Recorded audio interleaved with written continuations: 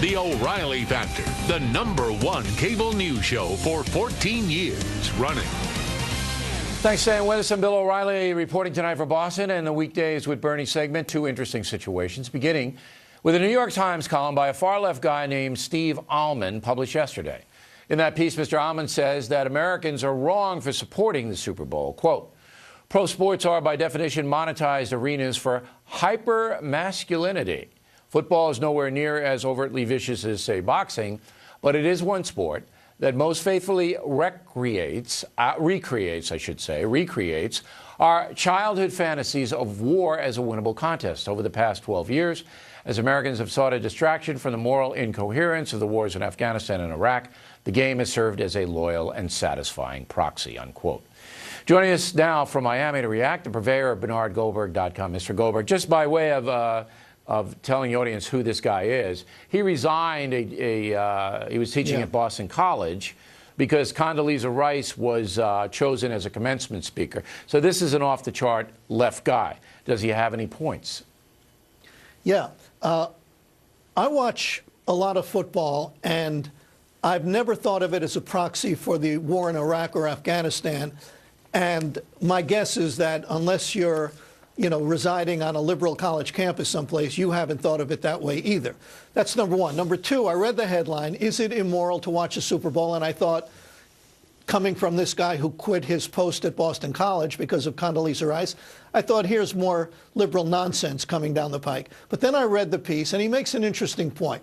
His main point is that football players have suffered catastrophic brain injury because of playing football in the NFL. Is no question about that. He's absolutely right. Then he says the only reason they're playing is because millions and millions of Americans watch the game, and he, for one, no longer wants to be complicit, his word. He thinks it's immoral, so he won't watch. This is not, Bill, this is not a crazy position for him. But if you follow his logic, that means you can't watch college football either because they also suffer brain damage. I've done stories on this on HBO's Real Sports. You can't watch high school football. They also suffer brain damage. You can't watch, of course, boxing or mixed martial arts. You can't watch NASCAR. The biggest star of that sport was killed in their Super Bowl, the Daytona 500, Dale Earnhardt. And because he brought morality up, I didn't, he brought it up, I would make the case that you can't even watch college basketball, not because of brain trauma, but because you can make a case that it's immoral for these players who are bringing in hundreds of millions of dollars and getting paid absolutely nothing while their coaches make $2, $3, $4, $5 million, and the NCAA guys and the commissioners make lots and lots of money, and all they get is a free college education, which half the time is a scam also. So I think his position is fine for him. For me and for millions of others, we get too much pleasure out of watching this. But if in 5 or 10 or 20 years or someplace down the road, I agree with him that too many people are going brain dead over this, I might have the same position, but not today. I kind of gave up following boxing. I kind of gave up following boxing because of what happened to Muhammad Ali. For that reason.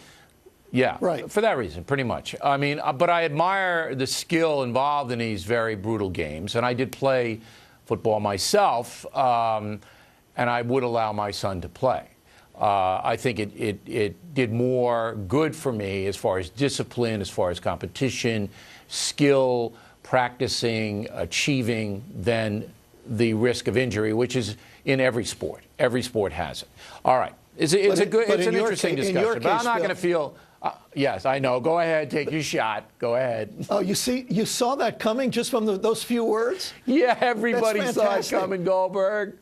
I didn't think so. Okay, go ahead. I won't do it. I will not say that. No, now they want to know. Go ahead. Now they want to know. I am not going to say, but in your case, playing football did cause brain damage. I won't say that. All right, good. I'm glad you're not going to say it. That would be a cheap shot. The brain damage guy is going to be in the White House on Sunday, 2 hours before the Super Bowl, with a live interview for the president.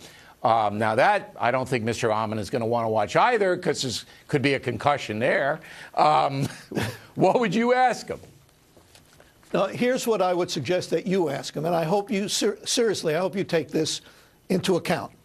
Mr. President, Secretary of Defense Panetta and the Chairman of the Joint Chiefs, General Dempsey, told you that the attack in Benghazi was a terrorist attack while it was going on. Not a day later, not a week later.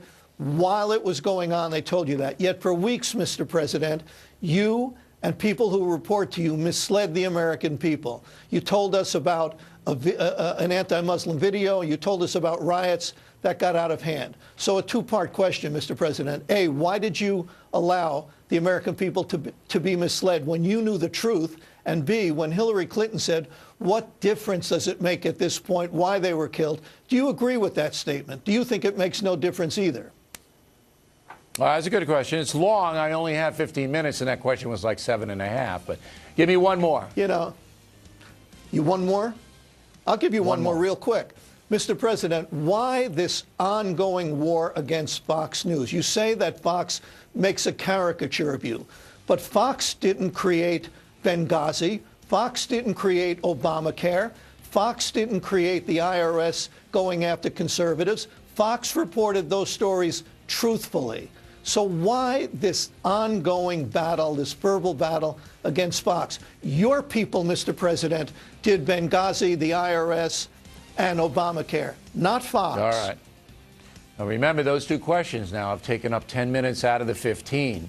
So, but I'll get them more concise. Well, I'll kind of squeeze them down. If my dementia isn't fogging my mind at that point, which I don't think it will be. It probably will be, though. It probably will. Now, Goldberg, you have to be brutal next week in critiquing the interview. So just don't miss it. I don't want you snacking somewhere and missing it. 4:30. All right. I won't be watching the Super Bowl. I won't be watching the Super Bowl because I think it's immoral to watch it. So. All right. Just watch the interview. What is World?